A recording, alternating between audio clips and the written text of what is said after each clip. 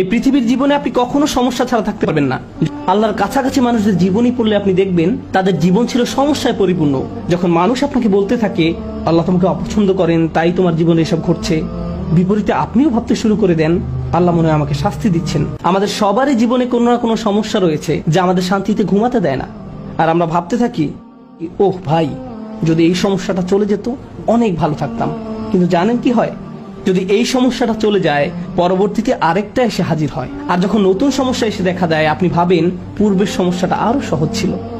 এটা তো অনেক বড় সমস্যা। আপনি যদি আল্লাহর উপর ভরসা রাখতে পারেন আল্লাহ আপনাকে কি দিবেন? তিনি আপনার সমস্যা শেষ করে দেন না। এই পৃথিবীর জীবনে আপনি কখনো সমস্যা ছাড়া থাকতে পারবেন না।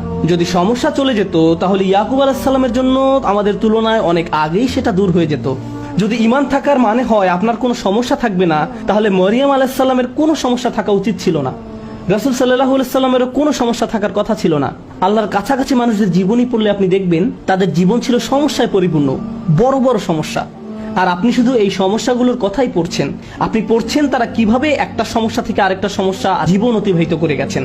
আল্লাহর একজন মহান রসুল ছিলেন ইউসুফ আলাইহিস সালাম। তার জীবনের দিকে তাকালে দেখবেন ছোটবেলা থেকেই তিনি সমস্যায় আক্রান্ত ছিলেন।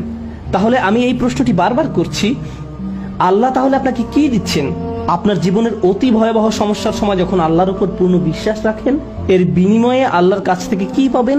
যখন মানুষ আপনাকে বলতে থাকে আল্লাহ তোমাকে অপছন্দ করেন, তাই তোমার জীবনে এসব ঘটছে, বিপরীতে আপনিও ভাবতে শুরু করে দেন আল্লাহ মনে হয় আমাকে শাস্তি দিচ্ছেন, তাই আমার জীবনে এসব বিপদ আপদ ঘটছে। সেই মুহূর্তে যদি আপনি আল্লাহ সম্পর্কে সুধারণা পোষণ করতে পারেন, আল্লাহর প্রতি ভালোবাসা, নির্ভরতা এবং বন্ধন বজায় রাখতে পারেন যে না আল্লাহ আপনাকে কখনো ছেড়ে যাবেন না, এর বিনিময়ে তিনি আপনাকে কি দেবেন? তিনি সে লোকের হৃদয়কে পথ দেখান। আমি আপনাদের গ্যারান্টি দিচ্ছি, যদি আপনার সমস্যা চলে যায়, যদি সে সমস্যাটা অর্থ সংক্রান্ত হয়ে থাকে, এরপর অর্থ আসতে থাকে, যদি এটা পারিবারিক সমস্যা হয়ে থাকে এবং সমস্যাটা দূর হয়ে যায়, এই দুনিয়ার কোনো অর্জনই সেই একটা গিফটের তুলনায় কোনো মূল্য বহন করে না।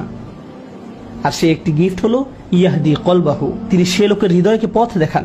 আপনার অন্তরে প্রশান্তি থাকবে। জীবনে যাই ঘটুক না কেন আপনার মুখে তখনও হাসি থাকবে।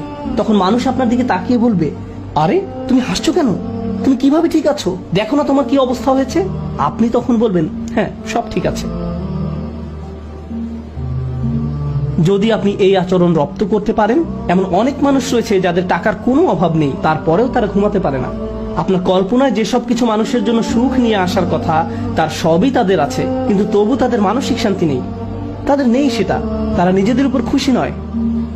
বিভিন্ন রকম ড্রাগ এবং মদ পান করে বাস্তব দুনিয়া থেকে নিজেদের সরিয়ে